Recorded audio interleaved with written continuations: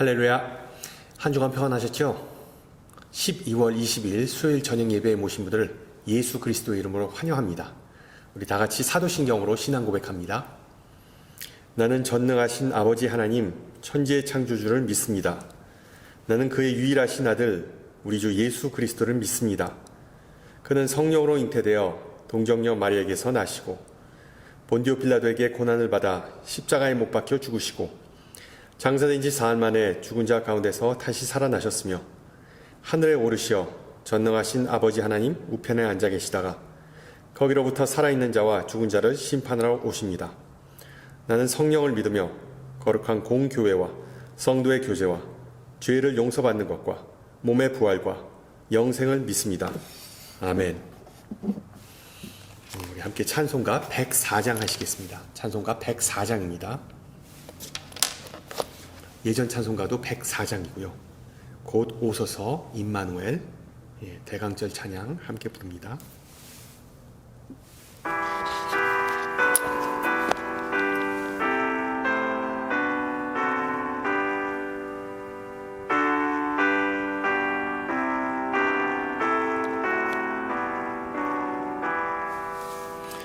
곧 오소서 임마누엘 오 구하소서 이스라엘 그 포로 생활 고요달파 메시아 기다립니다. 기뻐하라 이스라엘 곧 오시리요 임마누엘 곧 오소서 지혜의 주 온 만물 질서 주시고 참 진리의 길 보이사 갈 길을 인도하소서.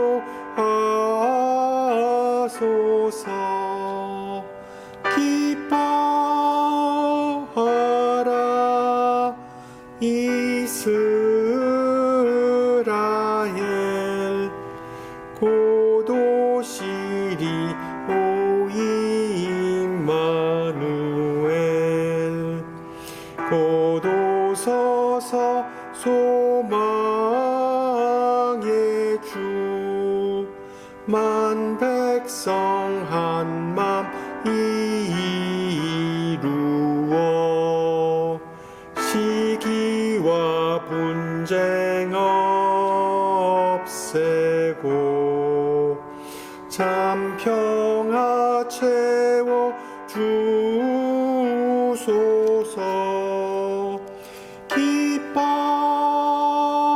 기뻐하라 이스라엘 곧 오시리 오 임마누엘.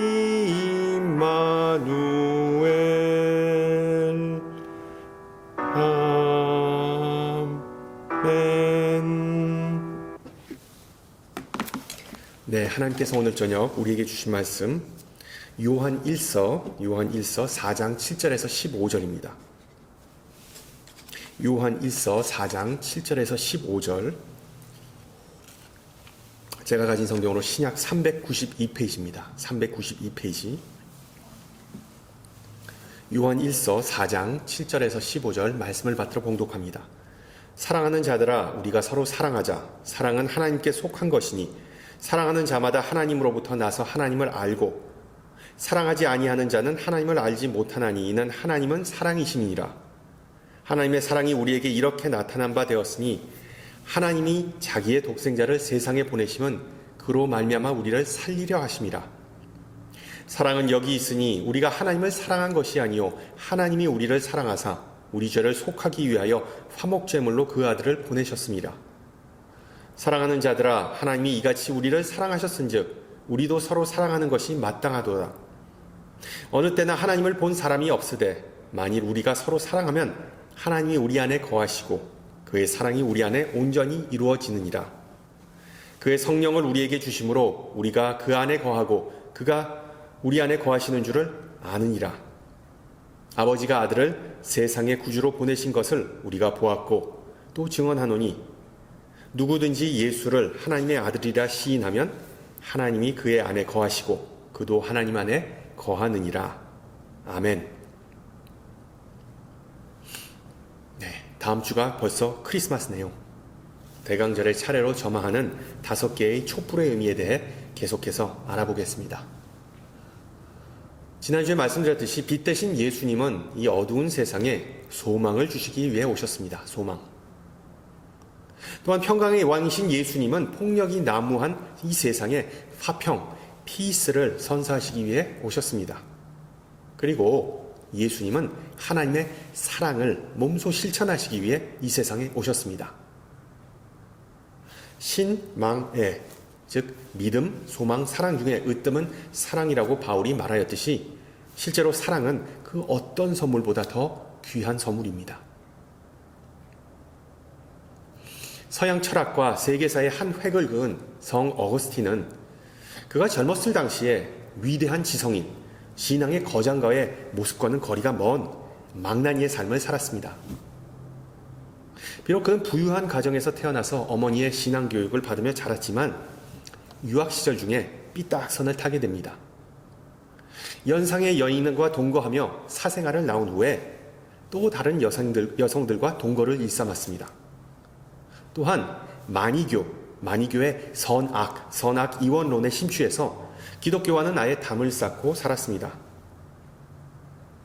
그러나 그의 어머니 모니카는 아들이 사고 친 것을 다 수습하면서 이 아들 어거스틴이 회심하기까지 무려 30년 넘게 사랑으로 기도하였습니다. 나중에 어거스틴은 그의 자서전인 참회록에서 어머니의 사랑이 나를 살렸다라고 고백하면서 그 책 상당 부분을 어머니에 대한 안타까움과 사랑으로 할애하고 있습니다. 어거스틴의 파란만장한 인생을 통해 사랑이 사람을 변화시킨다는 사실을 엿볼 수 있습니다. 우리 자녀들을 변화시키는 것, 사람 관계를 화목하게 만드는 것, 아니 자기 자신까지도 변화시키는 가장 중요한 요인은 바로 사랑입니다. 사랑. 부모가 자신을 사랑하고 있다는 사실을 안다면 자녀들은 방황할 수 있겠지만 결국에는 정신을 차리고 되돌아오는 경우를 우리가 종종 보게 됩니다.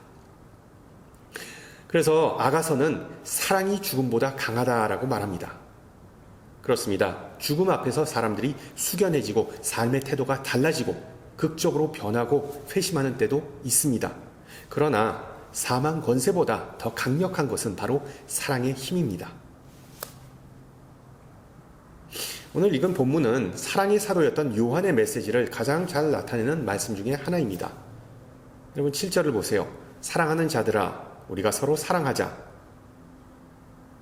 여기서 사랑이라는 말은 원어로 아가페에서 파생된 단어입니다.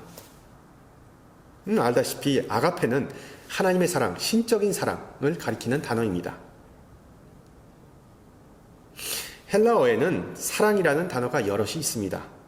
친구 사이의 사랑을 뜻하는 필레오, 그리고 연인 사이의 사랑을 뜻하는 에로스, 그리고 가족 사이의 사랑을 뜻하는 스토로게 등등 무려 7가지 넘는 종류의 사랑을 옛날 히라빈들은 구별하고 있습니다.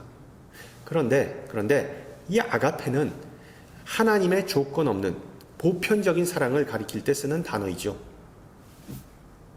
어떤 조건이나 대가를 바라지 않고 거저주는 사랑을 아가페로 표현합니다. 일방적인 사랑. 상대방이 나에게 어떻게 대하든 관계없이 주는 사랑이 바로 아가페입니다. 즉 사도 요한이 전하고자 하는 메시지는 내가 너희를 아가페의 사랑으로 사랑하는데 너희들도 서로 아가페의 사랑으로 사랑하는 것입니다. 그런데 이 내용이 조금 이해가 안 갑니다. 이유인즉슨 하나님께서 우리에게 내가 너희를 아가페적으로 사랑한다라고 말씀하시면 충분히 납득이 되는 내용입니다. 왜? 아가페 사랑은 하나님의 전매 특허이기 때문이죠. 또한 예수님께서 우리에게 내가 너희를 아가페의 사랑으로 사랑한다라고 말씀하셔도 이해가 됩니다. 왜? 예수님은 하나님이시니까. 그런데 우리와 같은 평범한 일반적인 사람이 인간에게 요한은 이렇게 말합니다. 내가 너희를 아가페의 사랑으로 사랑하니 너희도 아가페의 사랑으로 서로를 사랑하라. 여러분, 이게 가능한 일일까요?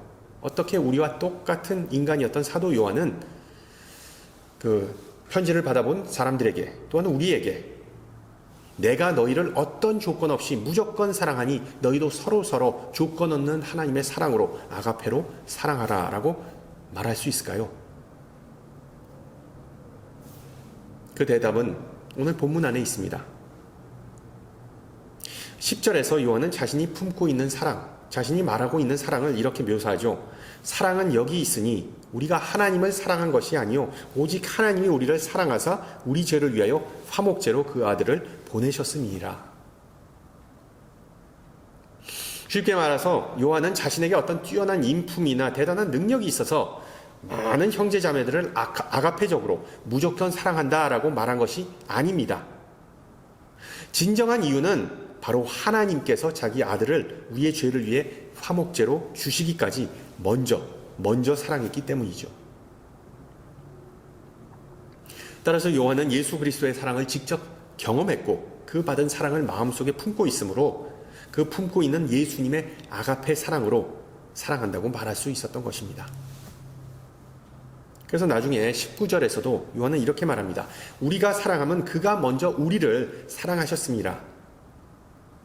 여러분, 그 찬송 아시죠? 제가 좋아하는 찬송인데 주 예수 내가 알기 전 날 먼저 사랑했네. 우리가 사랑하면 그가 먼저 우리를 사랑하셨습니다. 여기서 사랑이라는 단어가 2번 등장하는데 둘 다 사도 요한은 아가페라는 단어를 사용합니다.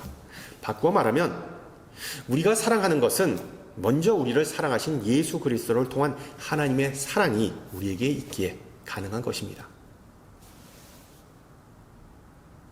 우리가 오해하지 말아야 할 부분은 요한은 인간적인 사랑으로 서로 사랑하자고 말한 것이 결코 아닙니다. 자신이 먼저 받았던 예수 그리스도의 사랑으로 편지를 쓰는 회중에게 사랑한다고 말한 것이죠. 그리고 그 편지를 받는 형제자매들도 그들이 사도 요한이 아니라 예수님을 통해서 받고 품고 있던 그 하나님의 사랑으로 서로 사랑하라고 말했던 것입니다.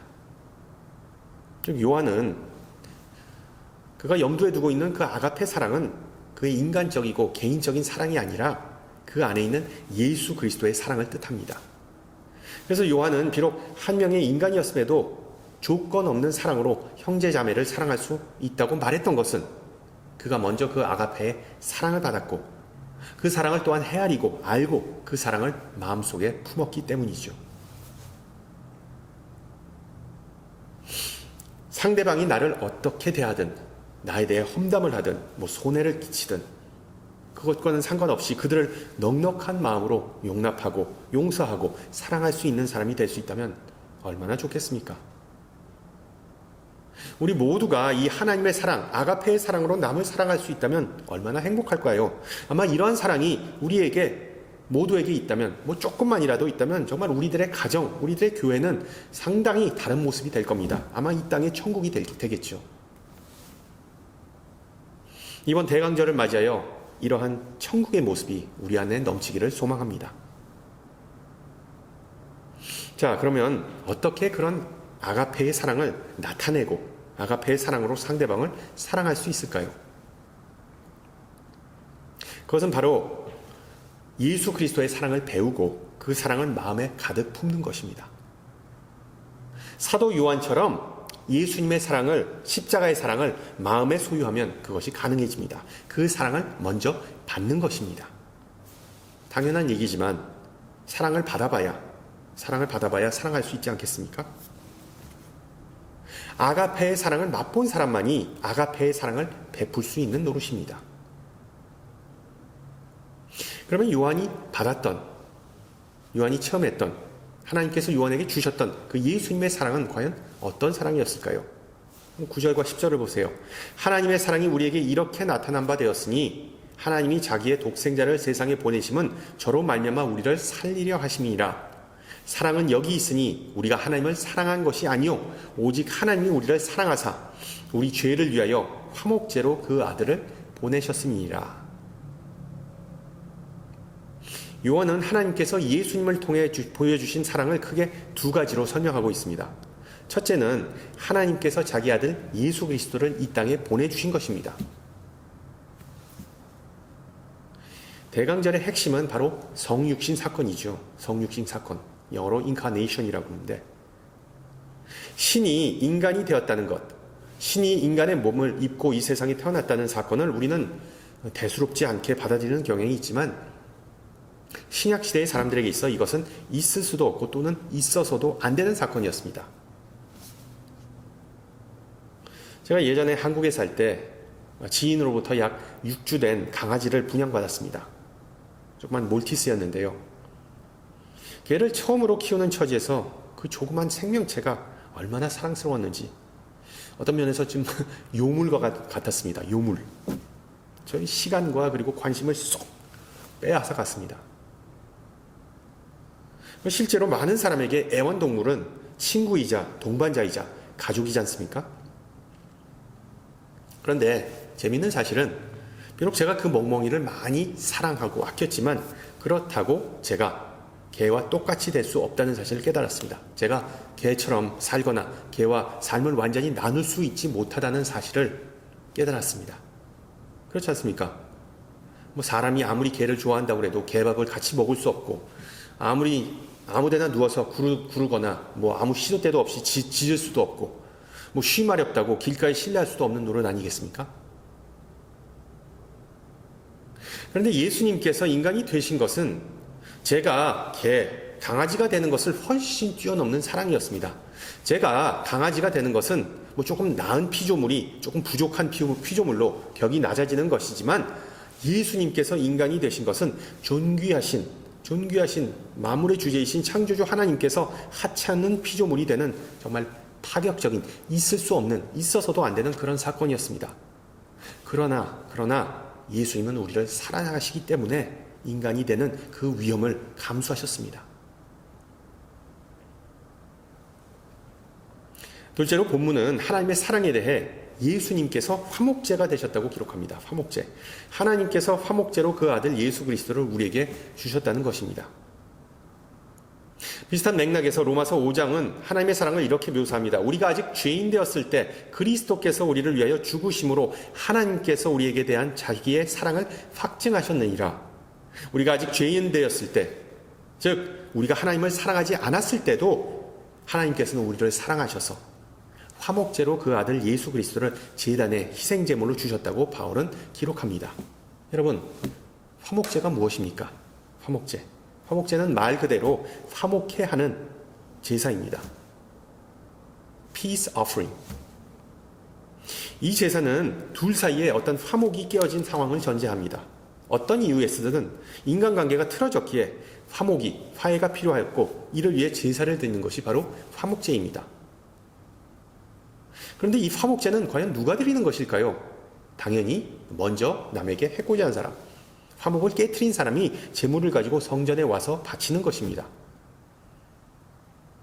누가 화목을 먼저 깨트렸습니까? 하나님과 인간 사이의 화목을 깨트린 쪽은 바로 우리 인간입니다. 구약의 복음이라고 일컬어지는 이사야 53장은 이 화목에 대해 화평에 대해 이렇게 말하고 있습니다. 우리가 잘 아는 구절이죠. 그는 실로 우리의 질고를 지고 우리의 슬픔을 당하였거늘 우리는 생각하기는 그는 징벌을 받아서 하나님에게 맞으며 고난을 당한다 하였노라. 그가 찔림은 우리의 허물을 인함이요 그가 상함은 우리의 죄악을 인함이라. 그가 징계를 받음으로 우리가 평화를 누리고 그가 채찍에 맞음으로 우리가 나음을 입었도다. 우리는 다 양 같아서 그릇 행하여 각기 제 길로 갔거늘 여호와께서는 우리 무리의 죄악을 그에게 담당시켰었도다. 우리 예수님은 가시면류관을 쓰시고 머리에 피를 흘리고 채찍에 맞아 그의 살점이 떨어져가는 아픔을 당하고 양손과 발에 못 박히는 그 참을 수 없는 고통을 당하신 후에 결국 십자가의 형틀에서 죽임을 당하셨습니다. 왜 예수님께서 이러한 고통을 당해야만 했을까요? 그것은 바로 우리가 맞아야 할 채찍, 우리가 당해야 할 피 흘림을 대신 당한 것입니다. 우리가 죽어야 할 그 형틀에 대신 죽으신 것입니다. 죄로 인해 깨어진 우리와 하나님 사이의 관계를 화목케 하기 위해, 화평케 하기 위해 예수님은 이러한 고통과 죽임을 당하신 것입니다. 도대체 우리가 어떤 죄를 지었기에 이러한 참혹한 고통과 죽임을 예수님께서 당하셔야 했을까요? 인간의 죄된 모습에 대해 이사야 선지자는 이렇게 기록합니다. 우리는 다 양 같아서 그릇 행하여 각기 제 갈 길로 갔다. 양처럼 사는 것, 즉 제 길로 가는 것. 하나님 앞에서 이것은 큰 형벌을 당해야 할 죄라는 의미입니다. 비슷한 맥락에서 제가 예전에 말씀드렸는데 죄라는 말의 원래의 의미는 이 관역에서 비껴간다라는 의미입니다. 그러니까 화살이 이렇게 활로 화살을 쏘면 화살이 가야 할 곳이 관역인데 그곳으로 가지 않고 엉뚱한 곳으로 날아가는 것이 바로 죄라는 것이죠. 그렇다면 왜 양처럼 제 길로 가는 것 또는 왜 화살이 엉뚱한 방향으로 날아가는 것이 죄일까요? 성경을 보면 양에 대한 비유가 크게 두 가지로 나옵니다. 어떤 사람이 온유하고 겸손한 성품을 소유했으면 그는 양과 같다고 하죠. 양에 비유합니다. 정말 양은 다른 동물이나 사람들에게 대들지 않고 순한 동물입니다. 그런데 양은 또한 엄청 고집이 세고 둔하고 매우 멍청한 동물입니다. 자기의 길을 스스로 찾지 못하기 때문에 목동이 필요합니다. 또한 목동은 혼자서 그것을 다 할 수 없기 때문에 그에게 필요한 것은 훈련된 개, 즉 목동견입니다. 영어로 sheepdog라고 하죠. 그 개가 인도하지 않으면 양은 제멋대로 갑니다. 자신의 길을 스스로 갈 수 없으면 이 목동이나 아니면 목동견이 인도하는 대로 가야 하는데 고집이 세서 정말 아무 생각 없이 험한 곳도 마구 가는 동물이 바로 양입니다. 단언하면 양은 자신의 자리가 어디인지, 자신의 능력이 어느 정도인지 주제 파악을 못하는 동물입니다. 이스라엘과 같이 돌산이 많은 곳에 목동이 양떼를 잘 인도하지 않거나 신경을 쓰지 않으면 양들은 그냥 순간에 제 길로 가서 결국 돌산 깊은 곳에 수렁에 빠져나오지 못하고 죽는 경우가 있었습니다. 언젠가 한국에서 오신 분이 이 미국 슈퍼마켓에 장을 보러 가서 왜 사람들이 excuse me 라고 말하는지 도통 이해가 되지 않는다고 하시더군요. 나는 내 갈 길 가고 그 사람은 구경할 물건이 있으면 알아서 구경하면 되는데 왜 내가 그 사람 앞에 지나가면서 미안해야 하냐는 것이죠. 문화적 차이를 나타내는 대목인데 반은 맞고 반은 틀린 말입니다. 미국인들이 생각하기에 물건을 먼저 구경하고 있는 사람 앞을 지나가면 우선 그 사람의 시야를 방해한다는 것을 전제로 하죠. 또한 그 사람의 어떤 보이지 않는 그 히든 디멘션, 개인적인 공간을 내가 침투하기 때문에 가까이 가기 때문에 나 그쪽으로 갑니다라고 인기척을 내야 하는 것이 excuse me입니다. 이처럼 내 앞만 보고 우직하게 내 길을 간다는 것은 장점이 될 수도 있지만 남에게 피해를 줄 수도 있습니다. 그런데 성경은 말하기를 제 길로 가는 죄를 지으면 단순히 화가 나거나 상대방의 얼굴을 붉히게 하는 것으로 끝나는 것이 아니라 사람이 죽는다라고 암시합니다. 성도 여러분, 자기 마음대로 생각하고 행동하는 것이 하나님 앞에서 얼마나 큰 죄인 줄 혹시 아십니까? 생각하지 말아야 할 것을 오늘 하루에도 얼마나 많이 생각했습니까? 행동하지 말아야 할 것을 지난 주간 얼마나 자주 행했습니까? 이것이 바로 양과 같이 제 길로 가는 것입니다. 이것이 바로 죄입니다. 이것이 목자이신 예수님의 말씀과 뜻에 따르지 않고 양이 제 길로 가 그 험한 돌산에서 살이 찢기고 몸이 상하고 결국 죽음에 이르게 되는 결과를 초래하는 것이죠. 그래서 예수님께서는 우리를 살리시기 위해 제 멋대로 방황하다 결국 죽을 수밖에 없는 우리를 위해 대신 십자가에서 죽으셨습니다. 왜 길을 가셨을까요? 우리를 사랑하셔서, 나를 사랑하셔서 그 길을 가셨습니다. 중요한 사실은 지금 여러분 안에 이 사랑이 있습니까? 이 사랑에 대한 감격이 있습니까? 주일날 교회에 나와서 십자가 앞에 설 때 이 아가페의 사랑이 마음에 복받쳐 오르십니까? 어떤 한 그리스도인 시인이 이렇게 말했습니다. 노래는 불릴 때까지는 노래가 아니다. 종은 울려질 때까지는 종이 아니다. 사랑은 자신이 내어줄 때까지는 사랑이 아니다. 우리 때문에 마국간에서 태어나시고 결국 십자가 위에서 목숨을 내어주신 그리스도의 사랑을 다시 한번 회상하고 회복하는 복된 대강절 기간이 되시기를 소망합니다. 1927년에 서아프리카 태생의 아시비라는 사람은 모기에 의해 전파되는 황열병에 걸렸습니다. 황열. 모기에 의해 걸리는 말라리아의 치사율은 10%인데 반해 황열은 25에서 50%인 것을 고려하면 정말 무서운 병이죠. 그런데 아시비는 황열을 이겨내고 그리고 생존했습니다. 아시비에게 항체가 생긴 것을 안 의사들은 그의 혈액을 채취해서 백신을 만들었고 이렇게 만들어진 백신은 전 세계에 있는 셀 수 없는 사람의 목숨을 살렸습니다. 흥미로운 사실은 지금까지도 황열 예방접종에 사용되는 그 백신 안에는 아시비의 유전자 DNA가 들어있다는 사실입니다. 어떻게 보면 단 한 사람의 피가 수백만 명의 목숨을 살린 셈이죠. 마찬가지로 예수님께서 십자가에서 흘린 피로 인해 우리도 새 생명을 얻었습니다. 하나님은 이처럼 우리를 사랑하셔서 예수의 보혈로 우리를 구원하셨습니다. 그래서 본문 11절은 이렇게 말합니다. 사랑하는 자들아 하나님이 이같이 우리를 사랑하신즉 우리도 서로 사랑하는 것이 마땅하도다. 하나님께서 예수 그리스도를 통하여 이같이 우리를 사랑하셨은즉 우리가 다른 사람들을 사랑하는 것은 마땅하다는 의미입니다. 그리스도의 보혈로서 새 생명을 받은 우리는 하나님의 아가페 사랑을 동시에 받은 것입니다. 당연히 다른 사람들은 아가페로 사랑해야 한다고 요한은 말합니다.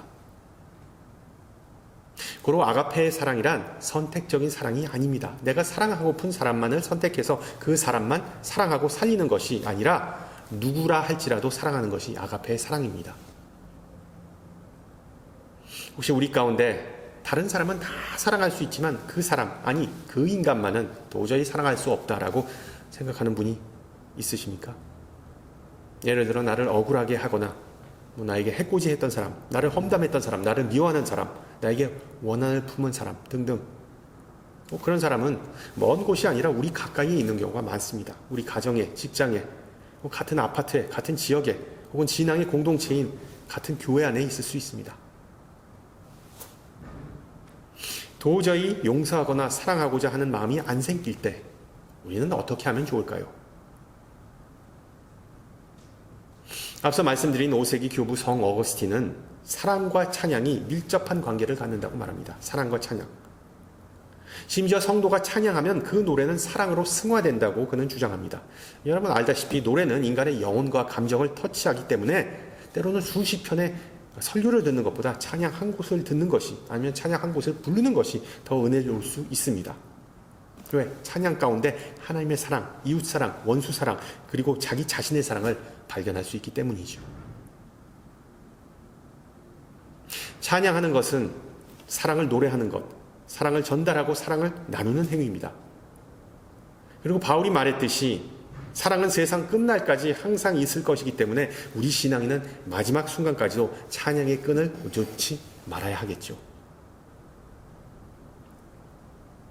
이제 크리스마스가 며칠 남지 않았는데 찬양, 특히 캐럴을 좀 부르면서 희미해진 사랑의 불꽃을 좀 되살렸으면 좋겠습니다. 그리하여 냉랭해진 우리의 마음과 껄끄러운 인간관계가 좀 따뜻해지고 회복됐으면 좋겠습니다. 또한 사랑이 담긴 우리의 찬양으로 곧 오시는 아기 예수님의 길을 밝히는 은혜가 있기를 축원합니다. 귀하신 주님, 오늘 사랑의 사도 요한을 통해 우리에게 말씀하시는 감사합니다. 가장 귀한 사랑의 선물인 아기 예수님께서 오시는 이 대강절에 주님의 아가페 사랑, 우리의 감정이 아니라 의지로 우리를 사랑하시고 용서하시고 구원하신 그 사랑을 찬양합니다. 주님의 자녀된 우리를 얼마나 사랑하셔서 항상 이기적이고 자기 중심적인 양과 같은 우리를 변함없는 은혜와 자비로 인도하시고 돌보심을 감사드립니다.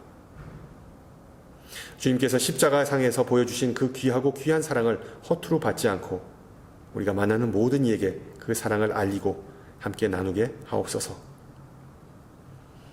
함께 주님 가르쳐 주신 기도합니다. 하늘에 계신 우리 아버지, 아버지의 이름을 거룩하게 하시며 아버지의 나라가 오게 하시며 아버지의 뜻이 하늘에서와 같이 땅에서도 이루어지게 하소서. 오늘 우리에게 일용할 양식을 주시고 우리가 우리에게 잘못한 사람을 용서해 준 것 같이 우리 죄를 용서해 주시고 우리를 시험에 빠지지 않게 하시고 악에서 구하소서. 나라와 권능과 영광이 영원히 아버지의 것입니다. 아멘. 네, 예배를 마쳤습니다.